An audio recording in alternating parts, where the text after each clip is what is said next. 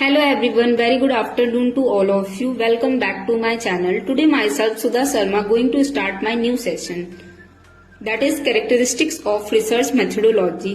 I will cover the topic that I missed last time. So let's get started all of you. Next characteristics होती है cyclical. Research cyclical होता है. Research के अंदर cycle होती है. साइकिल क्या होगी रिसर्च की कि प्रॉब्लम से शुरू करेंगे, हम प्रॉब्लम का सॉल्यूशन देंगे, जो सॉल्यूशन हम दे रहे हैं ना वो अगले के लिए प्रॉब्लम बन जाएगी. जैसे ये रिसर्च की साइकिल होती है. Research start with a specific problem जिसमें हम सॉल्यूशन खोजते हैं और फिर वो सॉल्यूशन क्या होता है अगले के लिए नई प्रॉब्लम बन जाती है. तो रिसर्च क्या होता है साइक्लिकल होता है. नेक्स्ट कैरेक्टरिस्टिक्स होगी लॉजिकल. इसमें क्या होता है, इसमें रिसर्च कोहेरेंट होती है. कोहेरेंट का मतलब होता है कि जहां पर क्या हो एक सीक्वेंस हो, जहां पर आपका एक सिस्टम हो कि हम कोई भी काम ऐसे ही नहीं कर लेंगे कि आज हमारा ये मन कर रहा है तो हम ये कर लें. हम रिसर्च जब भी करेंगे तो लॉजिक को लगाएंगे. कोई भी चीज जब करते हो तो आप सोचते हो समझते हो फिर ना वो काम करते हो. तो रिसर्च क्या है लॉजिक है. रिसर्च के अंदर लॉजिक इम्पोर्टेंट होता है. ओके ठीक है. नेक्स्ट आता है एम्पेरिकल रिसर्च. अब एम्पेरिकल रिसर्च क्या होता है, इसके अंदर हम ऑब्जर्वेशन और मेजरमेंट को देखेंगे. इसका क्या मतलब है कि रिसर्च के अंदर हम जो भी चीज है उसे ऑब्जर्व कर रहे हैं या एक्सपीरियंस कर रहे हैं वो रिसर्च के अंदर हम लिखते हैं या रिसर्च के अंदर हम देखेंगे. अब देखो आप रिसर्च कर रहे हो किसी टॉपिक के ऊपर, आप मेरे पास आए, मैं बोली मेरा ये मानना है, ठीक है.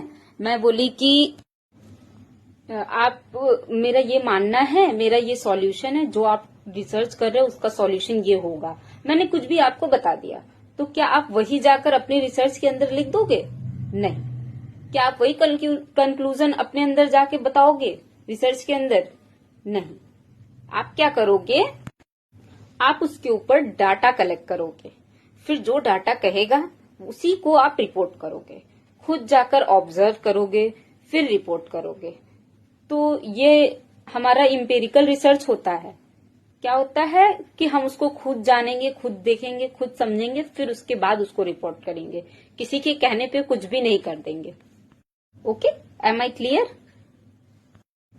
चलिए फिर नेक्स्ट कैरेक्टरिस्टिक होती है एक्यूरेसी. एक्यूरेसी क्या होता है, रिसर्च के अंदर होती है एक्यूरेसी. दैट मीन्स रिसर्च हमेशा सही होता है.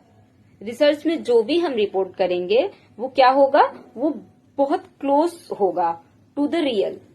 ठीक है, वो बहुत क्लोज होगा टू द रियल. जो एक्चुअली है वही क्या होगा हमारे रिसर्च के अंदर होगा, very close to the real होगा. ओके, बस आप इतना लिख लो कि एक्यूरेसी के आगे लिख लो रिपोर्ट क्लोज टू रियल. तो आपको बार बार पढ़ने की जरूरत नहीं होगी, आप समझ जाओगे कि एक्यूरेसी क्या होती है. नेक्स्ट कैरेक्टरिस्टिक्स होती है सिस्टमैटिक. इसके अंदर एक सिस्टम होता है. नेक्स्ट रिसर्च क्या होती है सिस्टमैटिक. इट मीन्स इसके अंदर कुछ प्रोसीजर है जिसे आप फॉलो करोगे. मीन्स इसके अंदर हम कुछ स्टेप्स को फॉलो करते हैं, कुछ सिस्टम्स को फॉलो करते हैं. वही हमारा होता है research systematic. Okay, next characteristics हमारी आती है रिलायबिलिटी. रिलायबिलिटी का मतलब होता है सेम रिजल्ट, लेकिन इस बार आप उसी मेथड को इस्तेमाल करोगे.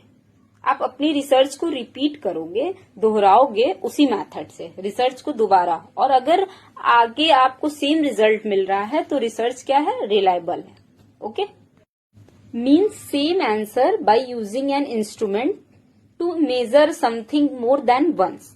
मतलब एक से अधिक बार आप काम करो लेकिन आपको सेम रिजल्ट मिले तो वो रिलायबल होगा. इसको हम कंसिस्टेंसी भी बोलते हैं और वेरिफिबिलिटी भी बोलते हैं. ओके, रिलायबल जो है ना, रिलायबिलिटी में सेम रिजल्ट मिलेगा सेम मेथड से. ओके, जबकि रेप्लिकेबल में क्या होता है, रेप्लिकेबल में सेम रिजल्ट मिलता है लेकिन डिफरेंट मेथड से. तो रेप्लिकेबल और रिलायबिलिटी डिफरेंट है, उनके अंतर है, तो सेम मत समझ लीजिएगा.